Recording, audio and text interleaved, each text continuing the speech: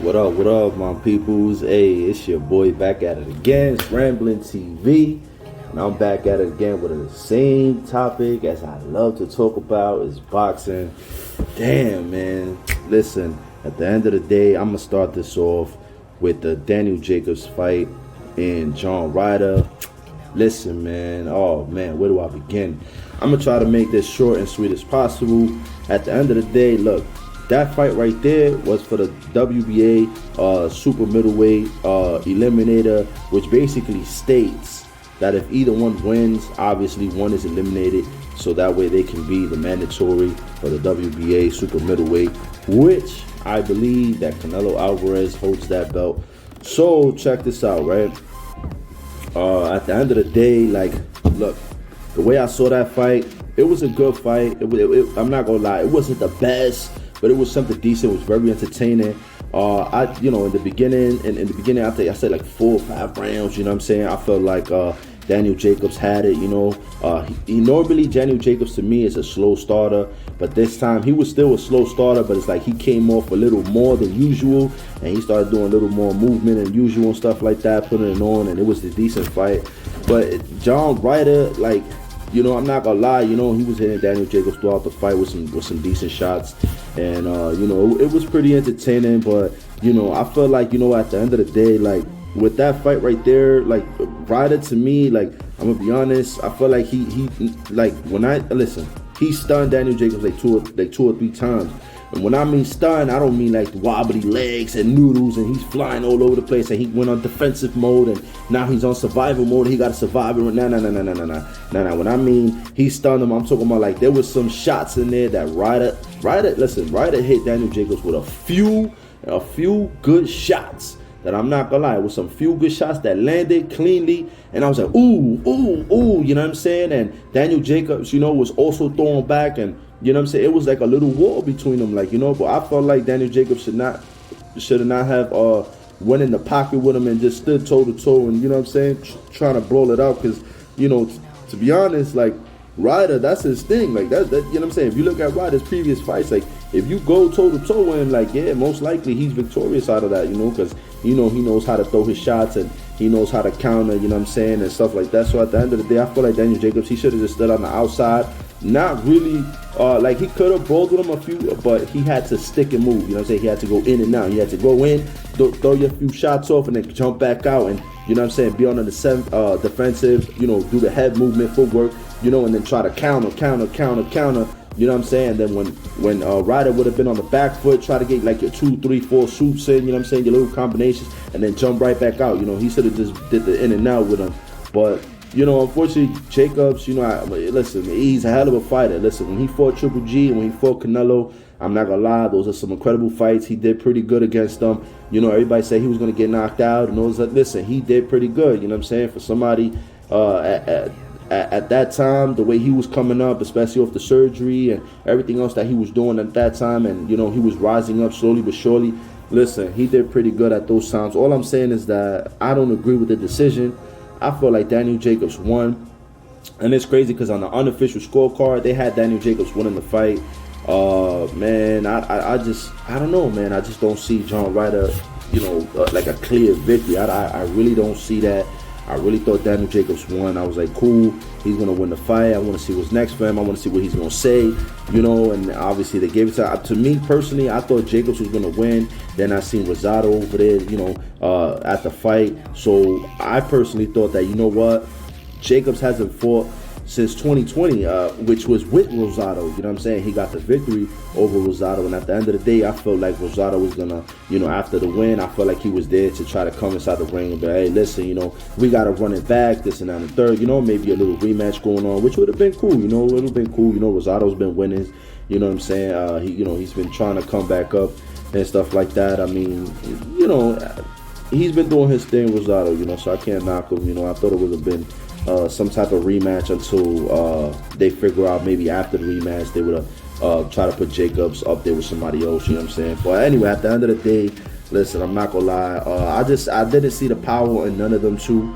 either Jacobs and Ryder. I didn't see no crazy power punches where they're knocking each other all over the place. Nah. But they were both, when they brawling, they were brawling. You know what I'm saying? They were going at it. So in the first few rounds, it was all right. It was decent. Jacobs had control of it. Somewhere in the middle, I feel like Jacobs took a few rounds off. You know what I'm saying? Which every fighter does. If you really look at it, every fighter tends to lax a round or two. You know what I'm saying? And just try to see what's up, and or maybe conserve stamina or whatever it is that they doing when they be laxing. You know what I'm saying? So at the end of the day, when he started to pick it up later on, I feel like Ryder was already too hot. He was already warmed up, ready to go, and he, you know what I'm saying? He just kept throwing those bombs. He kept catching Jacobs, and I was like, damn, dude, like, your defense, and it was a few flaws in it, but at the end of the day, Daniel Jacobs, at the same time, going through the battle, going through the wars, and getting hit and stuff, and he was hitting back, he was going forward, he was full force, there was no hold back from him and stuff like that, but I just feel like he still needed to let his hands go a little bit more, you know what I'm saying, and throw a little bit more combinations instead of the 1-2, 1-2-3, he needs to come up with the angles, like, he got some work to do. I mean, listen, at the end of the day, I still don't agree. Now to the other story that I'm trying to get on, man, I'm just still trying to wrap my head around this. I just don't understand. Now, we got the Kambosos situation. Listen, George Kambosos, at the end of the day, he's basically trying to say that, Devin Haney and Devin Haney Promotions and everybody on that side is basically lying. They never sent them an offer. And then, I got this clip right here where, you can hear Eddie Hearn saying that he did send the offer to him and they would love him to have him on the zone, him versus Haney, and they're ready to go. So here's the clip. I love George Kambosos. I don't want to pick holes in what he's saying, but someone's not telling George Kambosos the truth, because the zone are very, very happy for Kambosos against Haney. We've already spoke to the zone. There's a deal in place to try and make this happen. We have made a deal suggestion in writing to Lou DiBella and George Kambosos' team. We've not received anything in writing. Devin Haney is ready to go. And I hope George sees this email, because I love George and I love Jim and I love the team. Devin Haney is ready to get on a plane and make the undisputed fight. There's no money issues, there's no vaccine issues, there's nothing. He will take the fight. Make the undisputed fight. So let's make the fight. It's just weird. It's like, I keep seeing tweets from George Kambosos, who I love, by the way. No one works closer to the zone than us. They'd be very happy with a Devin Haney fight. Trust me, the zone have already made the offer for the Haney fight and a structure to make that fight work. And Devin's ready to get on the plane. Now, after hearing the clip, all I'm saying is that at the end of the day, you heard it from the horse's mouth, Eddie Hearn. He did send in an offer. He would love to have them over there and stuff like that. So that fight is fully on. He said that Devin Haney is ready to go, which means there's no holdback, no nothing. He's ready. It's up to Kambosos to accept and, make it happen and let the fight, come alive. You know what I'm saying? But the way it seems now, it's like this little news came to me, and it, I couldn't believe it when I saw it. But then it says that Kambosos, as you can see right here, has sent the offer first to Eddie Hearn, and then Eddie Hearn was the person to counter offer. And he basically, I guess, whatever numbers he saw or whatever it was in the contract, I'm not too sure because I don't have that proof.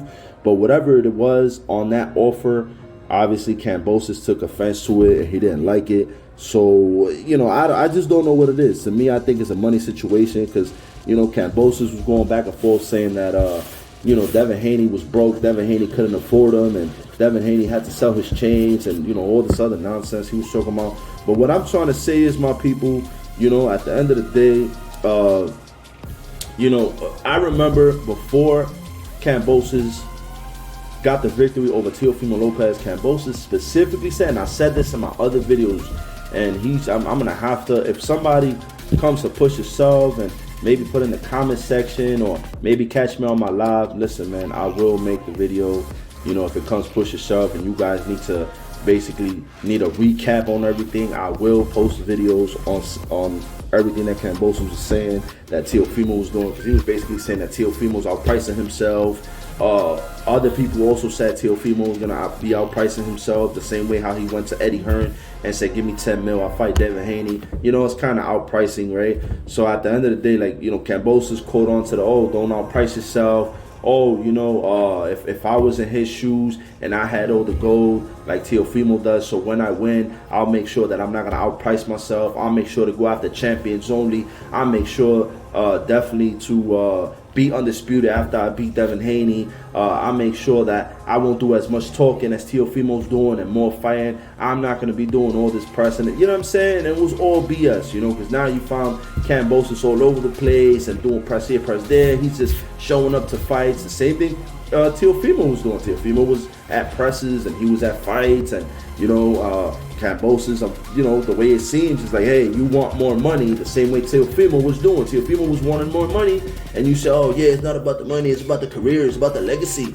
So at the end of the day, it's like, bro, you're doing the same thing Teofimo was doing. You was criticizing that man, and now the thing that bothers me, I don't hear nobody criticizing Kambosos for the moves that he's doing, but I'm gonna do it. I'm gonna be your Huckleberry at the end of the day. I'm gonna say I'm gonna say what it is. I gotta call a spade a spade.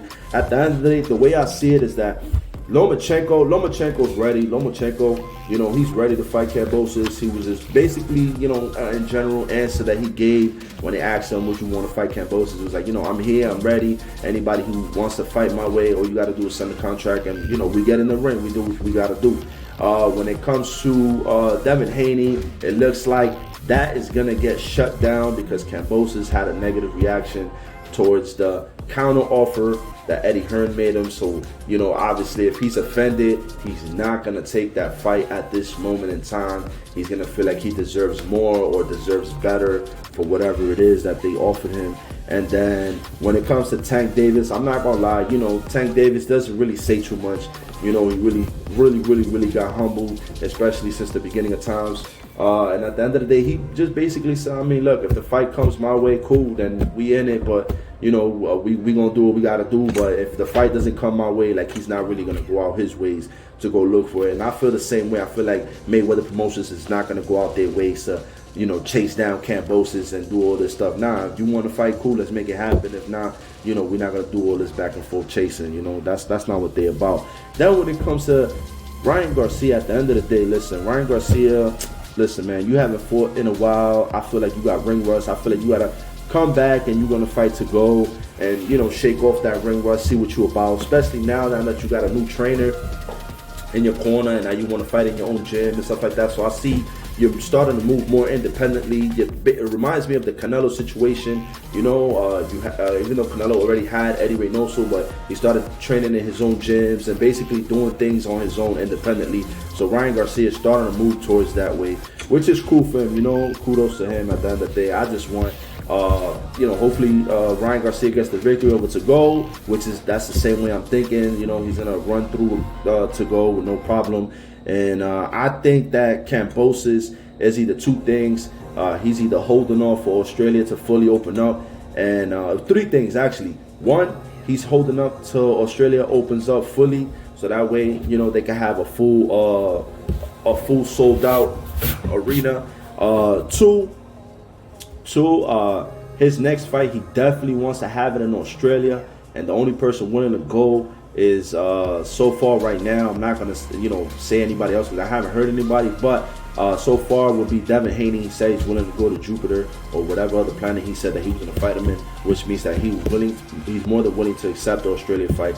Three, not even three. Lomachenko, I'm pretty sure Lomachenko wouldn't mind going to Australia. That's no problem for him. Tank Davis going to Australia, I don't know. It all depends on whatever negotiations they got going on with Mayweather Promotion. If that fight comes about, then he'll go to Australia. But I don't know how that's really going to play out because Tank is really big out here in the States, in the U.S. Ryan Garcia, the same thing. He's really big in the States and the U.S. He's not really going to be that big in Australia. Kambosos, and the third one is like Kambosos is really trying to fight in Australia. Like he said that his next fight he wants in Australia. He does not want to fight in the States whatsoever. So the way I see things right now is that Kambosos, he might fight basically a nobody for his next fight. Only to buy time, you know what I'm saying? I think he's going to buy time for the Australia to open up and everything to go back to normal, and basically he might buy more time to see what other offers he could get. Maybe Lomachenko, possibly, which I highly doubt, maybe Tank Davis.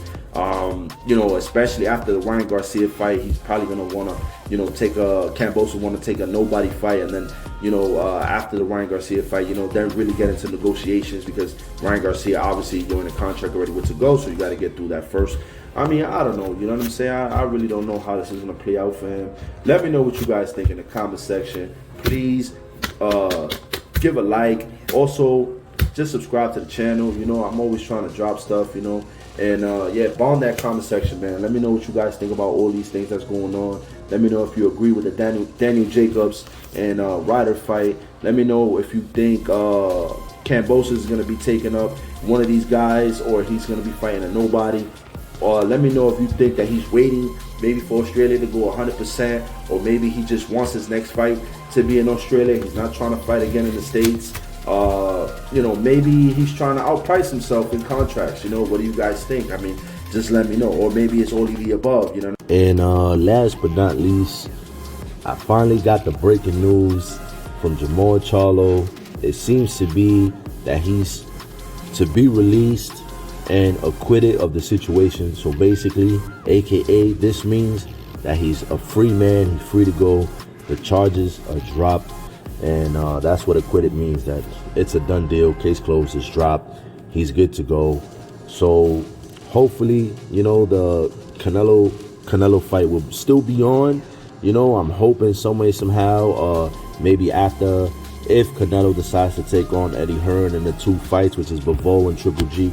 If he does that, hopefully after, he'll kick it off with a bang with Jermall Charlo, you know, into the next year, you know, the beginning. But let's see what happens. Go down in the comment section, you know what I'm saying? Anything else that I missed, or anything else that you feel like I should talk about in my next video, drop the love in the comment section, man. Once again, hit the subscribe button, hit the like, also hit that notification bell so you can always be notified every single time I drop or when I go live. At the end of the day, if you want to share it to your friends and family, go ahead. You got my say so. Hey, do what you got to do. At the end of the day, it's your boy Ramblin' TV, and I'm out.